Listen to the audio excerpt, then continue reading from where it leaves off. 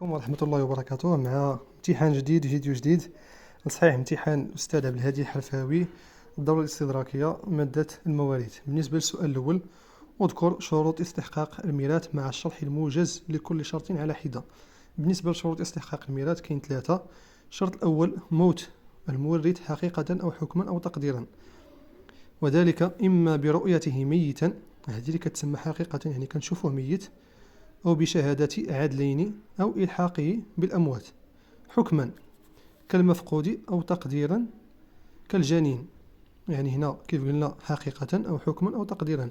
حقيقة يعني كنشوفوه بعينينا، حكما يعني كيكون واحد الحكم قضائي بأن واحد المفقود راه توفى، أو لا تقديرا يعني كالجنين إذا سقط ميتا بسبب جناية على أمه. بالنسبة للشرط الثاني خاصو يتوفر عندنا حياة الوارث بعد موت مورثه. يعني فاش كيموت هذا خاص يكون داك اللي يورثو على قيد الحياة، لأنه ميمكنش يورثو واحد الشخص مات قبل منه. وذلك كذلك إما حقيقة برؤيته حيا يرزق، أو حكما كالحمل في بطن أمه، لأن الجنين اللي كاين في البطن ديال الأم ديالو حتى هو راه كيورث. كنتسناو نشوفو يعني الجنس ديالو واش ذكر ولا أنثى، ونعطوه الحق حتى هو في الميراث. بالنسبة للشرط الثالث وهو العلم بجهة الإرث، إذ يتطلب ضرورة التحقق من توفر سبب الإرث الذي يعطي الوارث حق الميراث. بالنسبة للسؤال الثاني، لأن الامتحان كان فيه سؤال أول وسؤال ثاني بحال الامتحان ديال الدورة العادية تقريبا. بالنسبة للسؤال الثاني: توفي رجل وترك أختين شقيقتين، وأخت لأب، وأخ لأم، وأخت لأم، وثلاث زوجات. إحدى هذه الزوجات غير مسلمة، ولها منه ابن يتبع أمه في الديانة، يعني حتى هو غير مسلم. هذا الشخص وفى وخلى واحد التركة تقدر قيمتها المالية ب 3,300,000 درهم. المطلوب منك هو تحليل النازلة من خلال ما يلي. هذه النازلة فيها شقين. الشق الأول من السؤال هو هذا، بحال العادية الدورة العادية. قال لك أول حاجة حصر الورثة، يعني تبين لي شكون الورثة اللي غيورثوا، والصنف ديالهم، والفرد ديال كل وارث، وتعيين غير الورثة، يعني شكون اللي ما غاديش يورثوا وعلاش ما غاديش يورثوا، يعني المانع أو العارض ديال الإرث. وكذلك مستدلا في كل حالة بالأدلة الشرعية أو القانونية أو هما معا بإيجاز. يعني تعطي الدليل إما شرعي أو قانوني. شرعي يعني من القرآن والسنة، وقانوني يعني من خلال داكشي اللي درستو في المواريث. بالنسبة أول حاجة نحصروا الورثة. كاين الأختين الشقيقتين، كاين الأخ لأم والأخت لأم، كاين الزوجتين، كاين غنقول غير زوجتين لأن واحدة فيهم راه عقلتو قال لنا غير مسلمة، وهنا المسلمة لا ترث، غير المسلمة. الأختين الشقيقتين هنا الثلثان فرضا، لأنه كاين التعدد ديالهم. الدليل: فإن كانت اثنتين فلهما الثلثين مما ترك. بالنسبة للأخ لأم والأخت لأم هنا يشتركان في الثلث. الدليل: فإن كانوا أكثر من ذلك فهم شركاء في الثلث.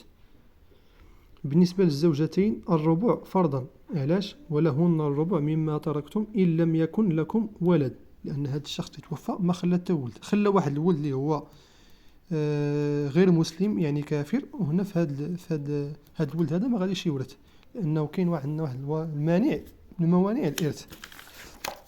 التتمة ديال السؤال الأول كاين هنا كذلك الأخت لأب. هنا هاد الأخت لأب تحجب حجب حرمان لوجود متعدد من الأخوات الشقيقات، هما اللي حجبوها. هنا الزوجة كافرة، لأنه قال لنا نحصروا له جميع الورثة وكل وارث نعطوه ما يستحق، يعني واش كيورث واش ما كيورثش. إلا ما كيورثش علاش؟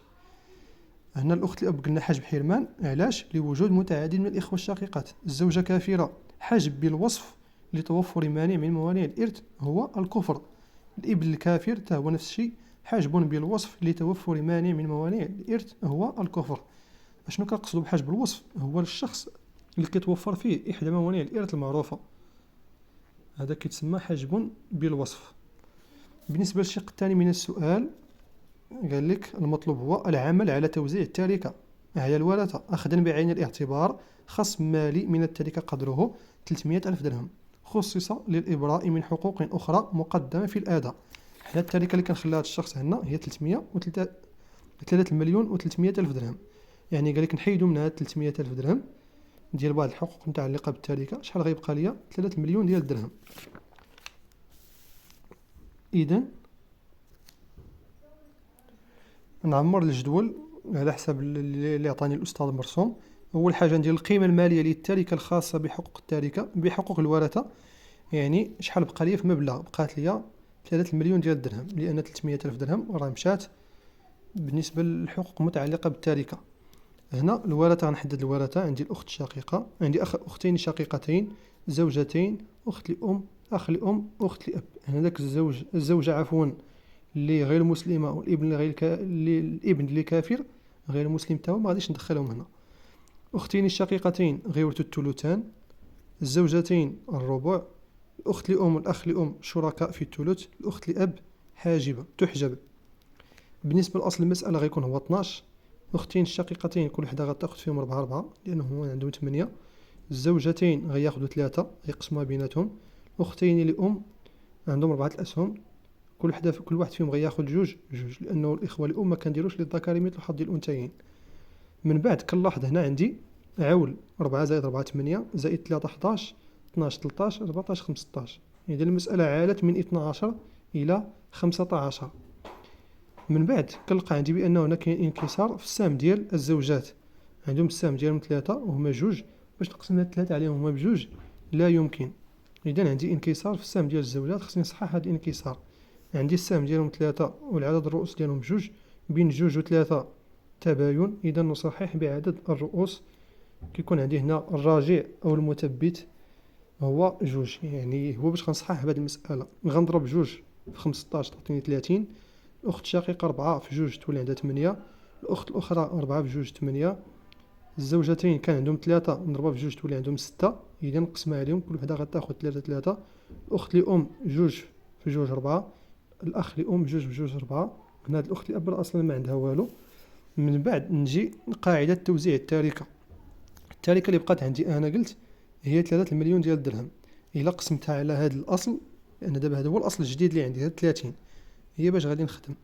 إلا درت 3 مليون قسمتها على 30 كتساوي ليا مليون ديال الدرهم. إذا كنشد هاد مليون ديال الدرهم كنبقى نضربها في الأسهم ديال الورثة. مليون ديال الدرهم ضربها في 8 عفوا هنا كتساوي 100 ألف درهم ماشي مليون ديال الدرهم. من بعد كنبقى نضرب، هذه كتسمى قيمة السهم. يعني كنبقى نضرب هاد 100 ألف درهم كنضربها في الأسهم ديال الورثة. يعني كنضربها في 8، 100 ألف نضربها في 8 تساوي ليا 800 ألف درهم. 100 ألف نضرب في 800 في 8 كذلك بالنسبة للأخت الشقيقة الثانية كتساوي ليا 800 ألف درهم. بالنسبة للزوجة 100 ألف درهم نضربها في 3 لأنه السهم ديالها هو 3. نفس الشيء بالنسبة للزوجة الثانية. الأخت لأم عندها 4 الأسهم، إذا نضربها في 100 ألف درهم تساوي ليا 400 ألف درهم. نفس الشيء بالنسبة للأخ لأم 100 ألف درهم نضربها في 4 تساوي ليا 400 ألف درهم. فاش غنجمع هاد الأسهم هادو كاملين، هاد المبالغ هادو راه غنلقاها كتساوي ليا 3 مليون ديال الدرهم. هذا كان الجواب امتحان ديال الأستاذ الحرفاوي. السؤال الأول والسؤال الثاني. ندوز دابا نصحح الامتحان ديال الأستاذ خالد الرويسي ديال الدورة الاستدراكية. بالنسبة للسؤال الأول، أصل هذه الفريضة مع هذيك الشروط الاستحقاق. المسألة كان فيها ابنتي ابن، يعني بنت ابن ثم أخت لأب وابن أخ شقيق. هنا ابنتي ابن عندهم الثلثان لتعددهم، أخت لأب عاصبة، ابن أخ شقيق ولا هنا ابن أخ شقيق هنا يحجب. علاش؟ لأنه كاين هاد الأخت لأب عاصبة. هنا راه تاد ابن أخ شقيق راه في الأصل هو كيورث، غير هنا هو راه محجوب في هاد المسألة. بالنسبة أصل المسألة هو 3، بنات ابن غياخدو فيها جوج، أخت لأب عاصبة مع الغير غتاخد داكشي اللي شاط واحد السهم، هذا يحجب ما غياخد حتى حاجة. بالنسبة لشروط الاستحقاق كنقولوا علاش أصل المسألة 3، لأنه كاين عندنا صاحب فرض واحد، لأنه فاش كيكون عندنا في المسألة وارث واحد بالفرض فكيكون أصل المسألة هو من مقام صاحب الفرض. بنات ابن عندهم ثلثان. شروط الاستحقاق هاد الثلثين هو لتعددهم وانعدام المعصب اللي هو كندير بين قوسين ابن الابن، زائد انعدام الحاجب، يعني الوارث اللي كيحجب هاد بنات ابن اللي ممكن يمنعهم من هاد الثلثين اللي هو البنات والابن. أخت الأب كندير هنا عاصبة، علاش؟ عاصبة مع الغير لوجود فرع وارث مؤنث. ممكن هنا نضيف وانعدام الحاجب زائد انعدام الحاجب، يعني الحاجب ممكن ندير بين قوسين ندير الأب والفرع الوارث المذكر، يعني الورثة اللي كيحجبوهم، والأخ الشقيق كذلك، والأخت الشقيقة إذا كانت عاصبة مع الغير. هنا بالنسبة لهاد ابن أخ شقيق حجب حرمان لوجود أخت لأب عاصبة مع الغير وتلعب دور الأخ لأب وتحجب من يحجبه الأخ لأب. هذا هو الجواب الصحيح كامل. بالنسبة للسؤال الثاني نفس السؤال الأول تقريبا، ندير التأصيل ديال الفريضة مع ذكر شروط الاستحقاق. الورثة اللي كاينين جد لأم، جدة لأم، أب، بنتين، بنت ابن. هنا الجد لأم غير وارث، لا يرث ما كيورثش. جدة لأم السدس، الأب السدس زائد تحصيب، بنتين الثلثين، بنت ابن الحجب. هنا أصل المسألة غيكون 6. الجد لأم هذا ما كيورثش، يعني ما عنده والو. جدة لأم عفوا واحد السهم، الأب سهم واحد، البنتين 4 أسهم، هادو ما كيورثوا يعني محجوبين. هاد محجوبة بنت ابن.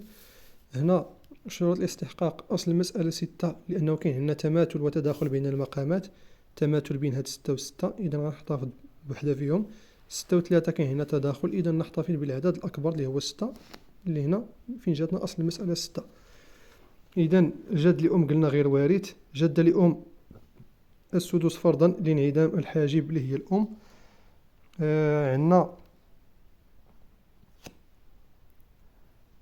عندنا الأب، قلنا السدس زائد تعصيب لوجود فرع وارث مؤنث زائد انعدام الفرع الوارث المذكر. بالنسبة للبنتين الثلثين لتعددهم وانعدام المعصب اللي هو الابن. بالنسبة لبنت ابن حجب استغراق لوجود متعدد من البنات زائد انعدام المعصب. بالنسبة لهذا السؤال هذا قال لك أتمم الجدول الآتي، عطاكم جدول مرسوم وقال لك عمر ديال الجدول. هنا الزوج النصف، الأم الثلث، هنا الجد في الأصل كنحسبوا ليه الأفضل. هنا أصل المسألة 6، الزوج غياخد 3 أسهم، الأم غتاخد 2، الباقي ما بين الجد والأخ لأب 1 السهم. من بعد فاش غنحسبوا الأفضل للجد إلا حسبنا ليه، هنا إلا حسبنا الأفضل للجد درنا سدس المال 6 مقسوم على 6 غيساوي ليا 1، ثلث الباقي 1 مقسوم على 3 كتساوي 0.33، مقاسمة الباقي 1 مقسوم على 2 كتساوي 0.5. إلا قارنا 1 مع 0.33 مع 0.5 غنلقاو بأن السدس هي الأفضل ليه، إذا كنعطي للجد السدس وكنعطيه داك السهم اللي شاط، والأخ لأب ما غياخد حتى حاجة. هنا بالنسبة للمسألة الثانية، هذه كتسمى المسألة ديال الأكدارية. إلا شفتوا الفيديو آخر فيديو كنت لحت يعني العنوان ديالو واقيلا توضيحات ونصائح بخصوص الطلبة اللي عندهم الاستدراكية، راه قلت بأن هذه المسألة غادي تحط في الاستدراكية، وفعلا ها هي تحطت. قلت بأن المسألة ديال الأكدارية وعطيت الجواب ديالها بهذا الشكل هذا، قلت بحال هكا كيكون الجواب ديالها، واللي شاف الفيديو راه كنظن غيكون استافد وغيكون جواب مزيان. بالنسبة للزوج هنا غياخد النصف، الأم غتاخد الثلث، الجد غياخد السدس، والأخت الشقيقة في هذه المسألة ديال الأكدارية هنا كتكون في الأكدارية إما أخت شقيقة وأخت الأب بحال بحال. الأخت الشقيقة هنا غتاخد النصف. أصل المسألة غيكون 6، الزوج 3 الأسهم، الأم 2 أسهم، هنا الجد والأخت كيجمعوا داك الأسهم اللي كان عندهم من قبل. الجد في الأصل كان عنده 1 سهم، والأخت الشقيقة كان عندها 3 زائد 1 هنا كتعطيني 4. من بعد شنو كندير؟ كنعاود نقسم هاد 4 على الجد والأخت الشقيقة اللي الذكر مثل حظ الأنثيين، يعني 4 نقسم عليهم هما 3 لأن الجد غنحسبوه بجوج رؤوس والأخت الشقيقة برأس واحد. إذا 4 باش نقسم عليهم هما 3 لا يمكن، غيكون عندي انكسار وغنصحو بالعدد 3. إذا 3 غنضربها في العول 9 تولي عندي 27. الزوج كان عنده 3 نضربها في 3 تولي عنده 9. الأم 2 في 3 6، الجد والأخت 4 في 3 تعطيني 12. هاد 12 نقسم عليهم للذكر مثل حظ الأنثيين، الجد ياخد فيها 8، الأخت الشقيقة تاخد فيها 4. هنا عطاك واحد السؤال قال لك ما هو الفرق بين الجدولين؟ علل جوابك. شنو الفرق بين هذا الجدول وهذا؟ بالنسبة للتحليل يتجلى الفرق في الجدولين في كون الجدول الأول على اليمين، يعني هذا اللي كاين على اليمين، تعتبر المسألة من حالات الجد إذ يكون الجد مع صنف واحد من الإخوة مخير. هنا ممكن نزيدو صنف واحد من الإخوة مع أصحاب فروض، ضروري هنايا أنا غير نسيتها، مع أصحاب فروض مخير بين الأفضل له من سدس المال ثلث الباقي مقاسمة الباقي، والأفضل له في هذه المسألة هو السدس. كيف شفنا هنا الأفضل له هو السدس. أما في الجدول الثاني على اليسار اللي هو هذا، فتعتبر المسألة من الحالات الشاذة وتسمى الأكدرية، حيث يفرض فيها للأخت الشقيقة النصف في وجود الجد، ويكون أصل المسألة هو 6 وتعول إلى 9، ونضم سهم الجد إلى سهم الأخت الشقيقة ونقسم بينهم مفاضلة للذكر مثل حظ الأنثيين، حيث تصحح المسألة بالعدد 3، ويصبح الأصل الجديد هو 27، منها للزوج 9 أسهم، وللأم 6 أسهم، والجد 8 أسهم، ثم 4 أسهم للأخت الشقيقة. يعني بصفة عامة الفرق بين هاد جوج جداول، هذه ميراث ديال الجد وهذه حالة شاذة كتسمى الأكدرية. هذا هو الجواب ديال الامتحان الأستاذ خالد الرويسي اللي داز استدراكي ديال نهار الجمعة 7 يونيو. بالتوفيق للجميع إن شاء الله.